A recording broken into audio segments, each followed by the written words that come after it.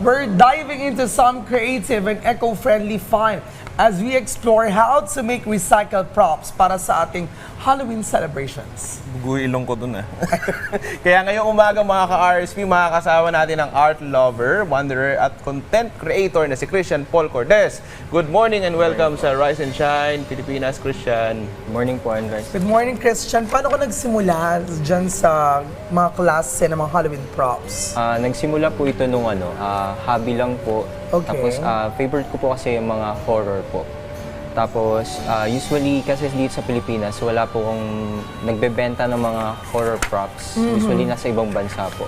Okay. Tapos nagka-idea po ako na what if gumawa na lang po ng sariling props. Tapos recycled materials ang gamit Yes po, mo. recycled materials. Lumalabas yan sa iba't ibang online social media platforms as a content creator. Kumusta naman ang reception sa ating mga audience mo? Ano sabi nila?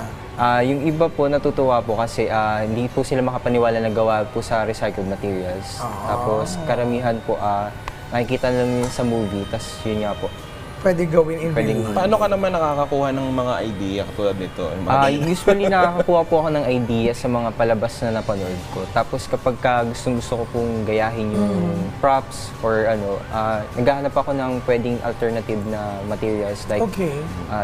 cardboard or newspaper. Tapos try kong gumawa ng Oo. mga props po. So recycled materials talaga. Ano pa yung mga recycled materials madalas ginagamit mo? Usually, yung mga ginagamit kong recycled materials po is cardboard, newspaper, at saka paper bag sa mga groceries po. Bakit recycled materials? Lambot niyo. Mas cheaper po siya. Mas cheaper. At saka mas environmental friendly po. Ayan. Gusto mo ng ka-holding hands, di ba? Pwede naman. Hi, baby ko. Kumusta ka? Ay, in fairness Lambot, di ba? Oo, parang kasi meron kaming punerarya, parang gano'n talaga yung texture, malambot na ng onte. So, ano ba yung mga anuhan mo nito? Parang, nag-ano ka din ba? Naggawa-gawa ka rin para sa mga films or sa mga... Yung iba po, gumagawa po kasi sa mga props po. Yun nga po, yung pagka may mga Okay. short film po yung mga kaibigan ko po. Tapos yung iba naman po, commission naman po. Kapag kailangan nila sa mga Halloween parties, Okay. gumagawa po ako para sa kanila po. Halloween props lang or you do other ano rin? Pag Halloween season, mga Halloween. Pero Okay.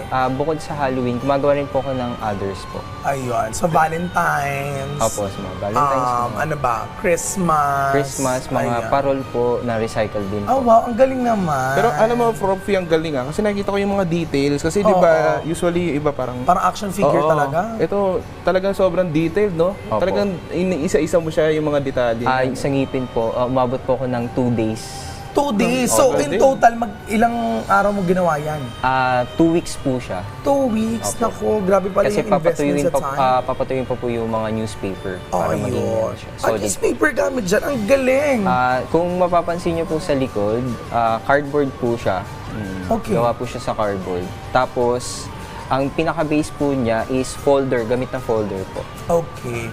Pero ngayon, turuan mo kami paano gumawa Ano ng ba yung tuturo mo sa amin? Ituturo ko po yung simple lang po na pwedeng gawin sa bahay ng mga Sige. bata. Okay. Tsaka Dahil, ng mga matatanda. tatawag Okay. tayo na isa natin kasama na si Zandy. Zandy, ayan. Ayan, si Zandy po ating kasamahan dito. At ngayon ay kailangan magmukha siyang ready for Halloween with the prosthetics. So ano ba ang gagawin natin sa kanya? Kunyari po, ito, lalagyan po natin siya ng prosthetics po na kunyari na ano po siya ng glass. Ayun. Pero ito, gawa po siya sa recycle din. Okay. Ito po is gawa sa plastic folder. Okay. Na kinat po siya galing. na magmukhang glass po. Tapos newspaper, tapos nilagyan ng jari po. Tapos Okay. kinulayan. Ayun. Tapos, bali gumawa na po ako ng pre-made po. Ito po Okay. yung first po. Pinaka-raw. Pinaka-raw po. Tapos ito yung may paint na po siya. Okay. Tapos didikit lang. Yes po, ididikit po.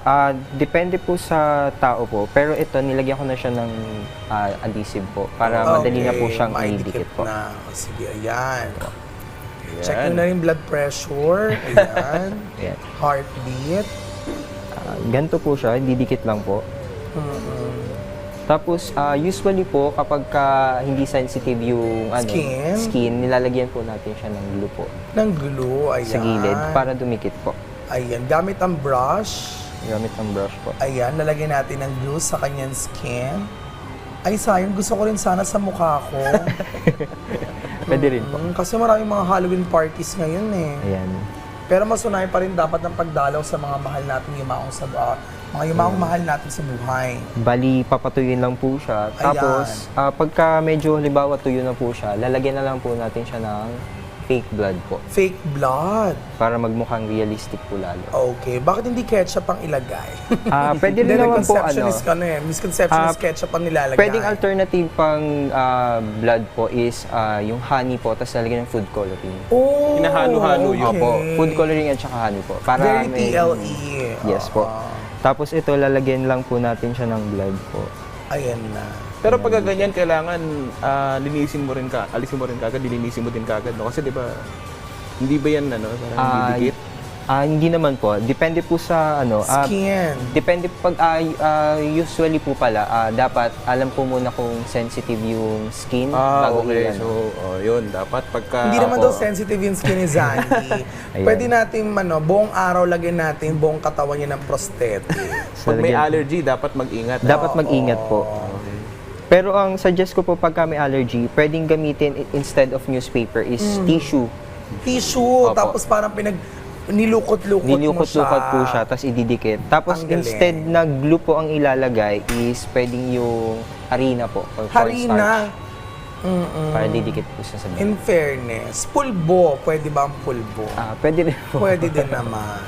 Ayan. So, ano ba ang tips na pwede natin ibigay sa ating mga ka-RSP para syempre sa mga gusto rin mag-venture sa ganitong klaseng paggawa ng mga Halloween props? Gamit ang recycled materials. Magbibigay ko pong tips po siguro po is be creative po tapos lawakan pa imagination po. Ayun. Kasi anything is possible pag kung anong naiisip niyo po, pwede niyo magawa po. Creative juices ang Yes, kailangan natin. Usually, Ayun, no? gano'ng katagal, bawa ganito kalaking...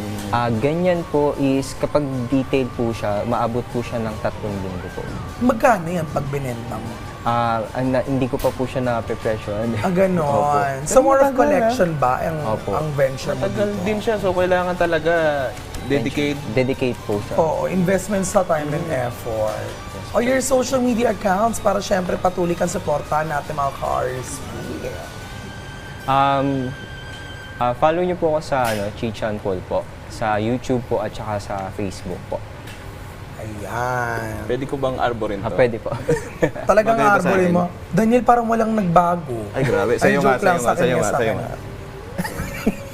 Diba? Laki ng pinagbago, umipin pa lang. Well, anyway, thank you so much, Christian Paul Cortez, sa salamat. pagbabahagi mo sa amin ng iyong tips at creativity. I hope lahat kayo ay na-inspire to create your own Halloween recycled props, mga ka-RSP. And Zandy, thank you also. Yeah, wag mo natanggalin yan.